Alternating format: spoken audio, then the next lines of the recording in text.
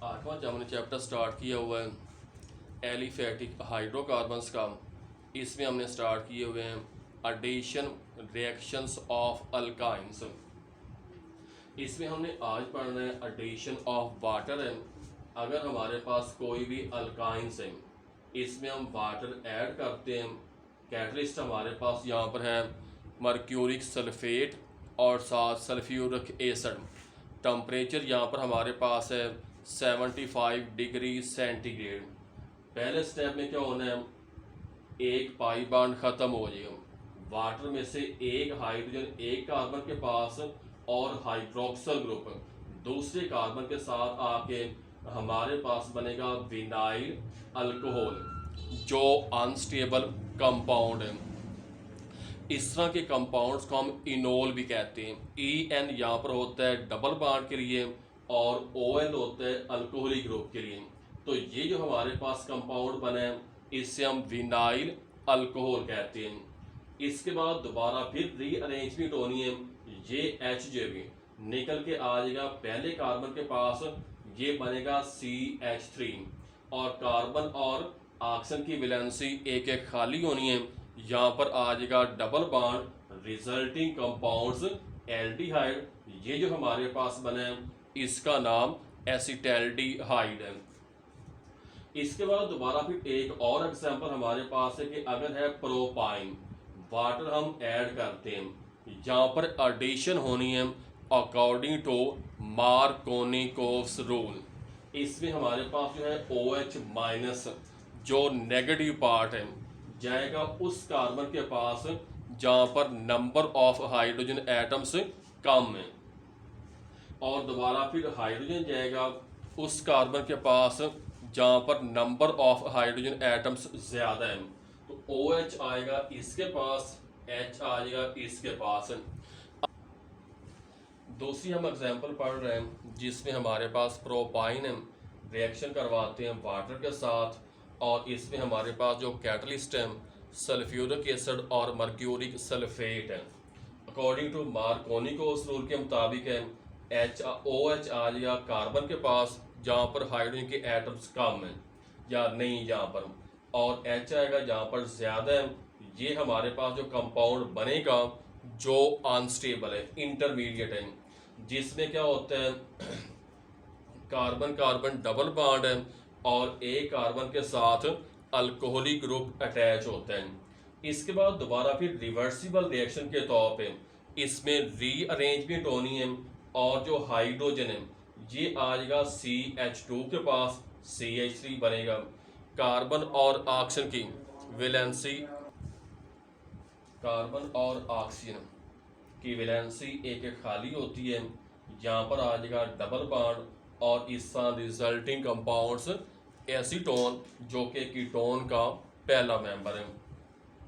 तो इस तरह अगर हमारे पास कोई भी अल्काइंस है, वाटर ऐड करते हैं, सल्फ्यूरिक एसिड और mercuric sulphate as a catalyst है, रिजल्टिंग कंपाउंड्स हमारे पास एल्डिहाइड्स या कीटोन्स बनते हैं।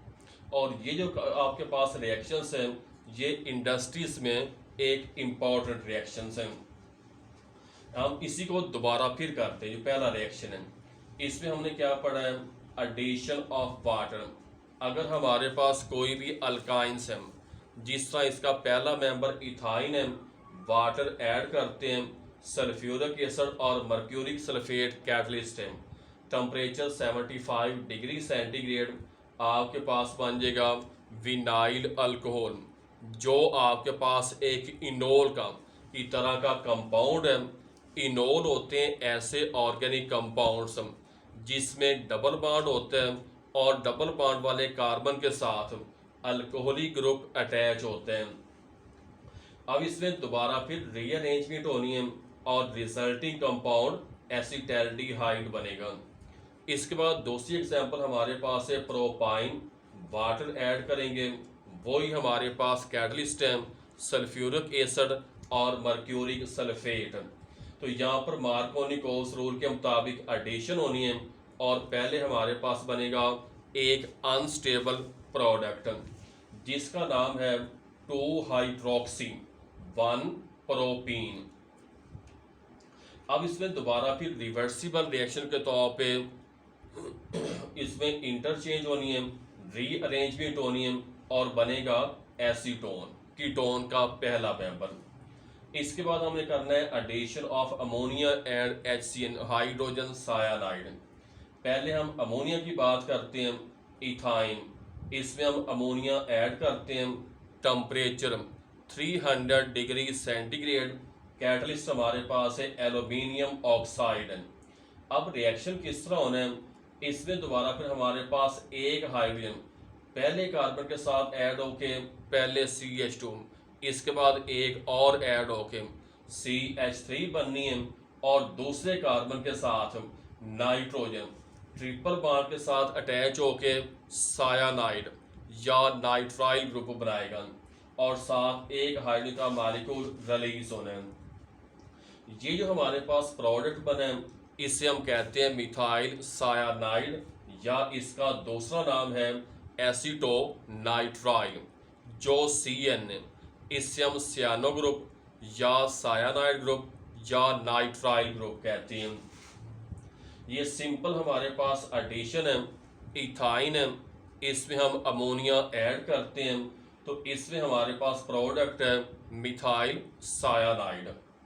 दूसरा इसके बाद हमने पढ़ना है HCN, सिंपल एडिशन होनी है। इसमें अगर हमारे पास इथाइन है, एक पाई बॉन्ड खत्म होना है, दोनों कार्बन की वैलेंसी एक एक खाली होने से एक के पास H दूसरे के पास CN आ जाएंगे। इसमें कैटलिस्ट हमारे पास है क्यूप्रस क्लोराइड और साथ ammonium chloride at high temperature.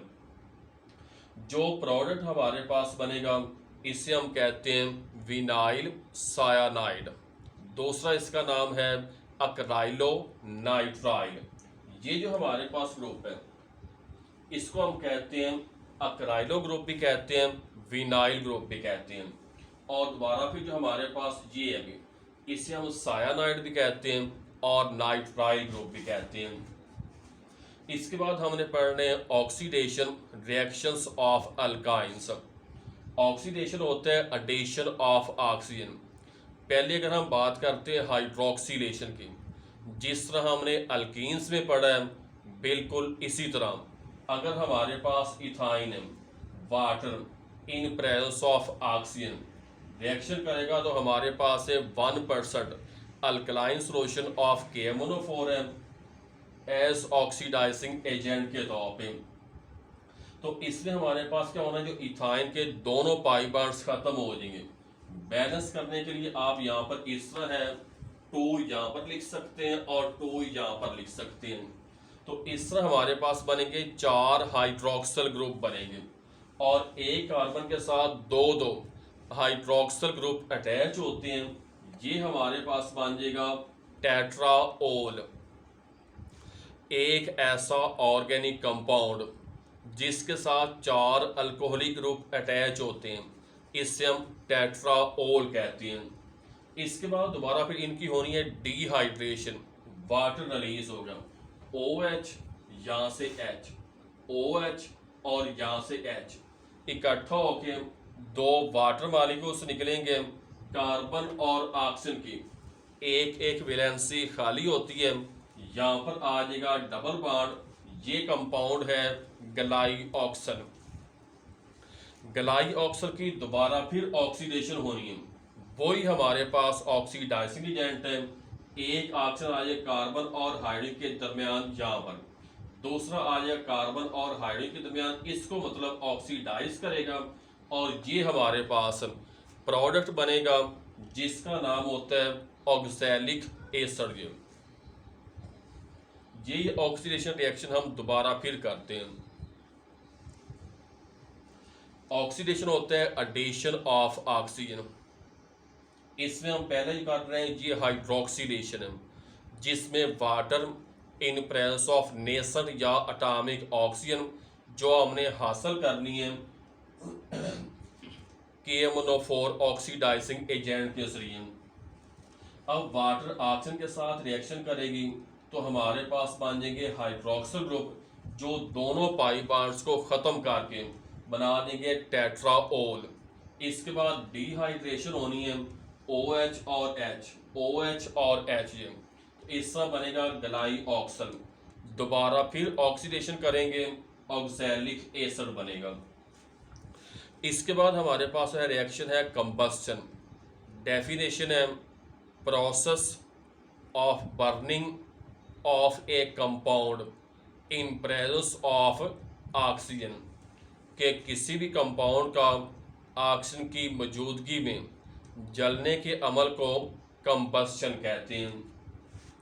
अगर हमारे पास कोई भी हाइड्रोकार्बन जिस तरह अल्केन या अल्कीन या अल्काइन या बेंजीन रिएक्शन करते हैं फ्री या एक्सेसिव ऑक्सीजन के साथ, तो बनते हैं कार्बन डाइऑक्साइड प्लस वाटर और साथ एनर्जी रिलीज होती है। तो इस तरह हमारे पास इथाइन है, ऑक्सीजन के साथ रिएक्शन करेगा तो बनेगा कार्बन डाइऑक्साइड, वाटर और साथ एनर्जी रिलीज होती है। ये जो रिलीजिंग एनर्जी है इससे हम एंथैल्पी ऑफ कंबस्शन कहते हैं। अब जिस वक्त इथाइन ऑक्सीजन के साथ रिएक्शन करती है, इसका रिएक्शन में बहुत ज़्यादा मिकदार में एनर्जी रिलीज होती है, जो फ्लेम बनता है, इससे हम ऑक्सी एसिटाइलिन फ्लेम कहते हैं और इसे इस्तेमाल करते हैं for cutting and welding of metals के लिए। कटिंग मतलब काटने के लिए, वेल्ड मतलब जोड़ने के लिए, मेटल्स को जोड़ने के लिए और काटने के लिए इस तरह के रिएक्शन को हम इस्तेमाल करते हैं, क्योंकि इसमें बहुत ज़्यादा मिकदार में एनर्जी रिलीज होती है। तो इस तरह हमने पढ़े दो ऑक्सीडेशन रिएक्शंस हैं, एक हाइड्रोक्सीडेशन पढ़ा है, दूसरा हमने कंबस्शन पढ़ा है।